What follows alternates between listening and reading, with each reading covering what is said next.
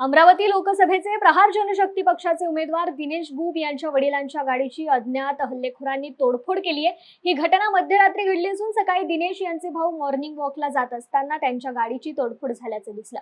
त्यांनी CCTV footage बघितले असता त्यामध्ये 2 अज्ञात हल्लेखोर गाडीची तोडफोड करत असल्याचं दिसून आलं। त्या आधारावर कोतवाली पोलीस स्टेशन येथे अज्ञात हल्लेखोरांविरुद्ध तक्रार दिली गेली आहे। पुढील कारवाई पोलीस करत असल्याची माहिती बुब यांनी दिली आहे।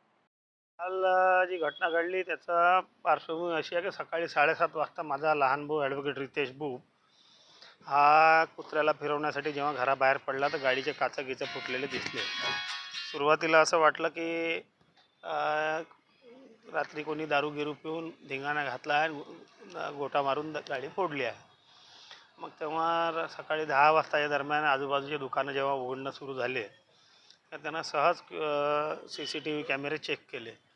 सुरुवातीला काही सापडलं नाही, परंतु दुपारी 12 वाजताच्या दरम्यान जे प्रत्यक्षाची घटना घडली, 2 व्यक्ती आले आणि एक राग काढावा या भावनेतून आमच्या वडिलांची डॉक्टर गणेश बुब यांची गाडी त्यांनी अतिशय वाईट पद्धतीने तोडफोड केली। त्या प्रकरणाचं गांभीर्य लक्षात आल्यानंतर पोलीस कंप्लेंट झाली आणि पोलिसांची कारवाई सुरू आहे। सगळ्यात महत्त्वाचा आश्चर्याचा विषय असा आहे की आमचे वडील डॉक्टर गणेश बुब एक संत प्रवृत्तीचे गृहस्थ होते। अतिशय तात्विक त्यांनी वैद्यकीय व्यवसाय केला आणि अतिशय सामाजिक आणि मनुष्य कल्याणासाठी त्यांनी काम केलं आहे।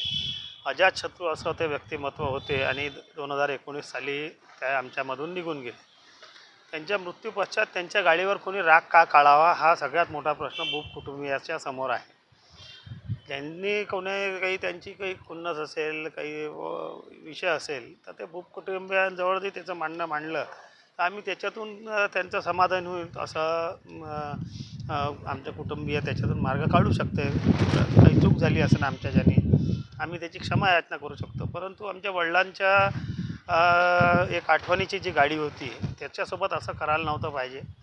जे आहे ते पोलीस तपासाअंती सगळं समोर येईल।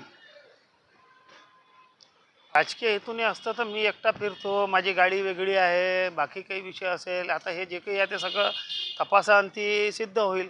परंतु ज्या त्वेषानं आणि ज्या रागानं ते मारून राहिले होते गाडीला, तर असं समजा की एखादी अत्यंत खुनशी स्वभावाने आणि एक अतिशय टार्गेट ठरवून ते काम केल्यासारखं करून राहिले होते। आणि विशेष म्हणजे ती गाडी जी आहे अमरावतीच्या जे आमच्या वडिलांना जे लोक ओळखतात ते सगळे लोक त्या गाडीला ओळखतात। त्याचा नंबरही टिपिकल आहे आणि 12-13 वर्ष जुनी गाडी आहे।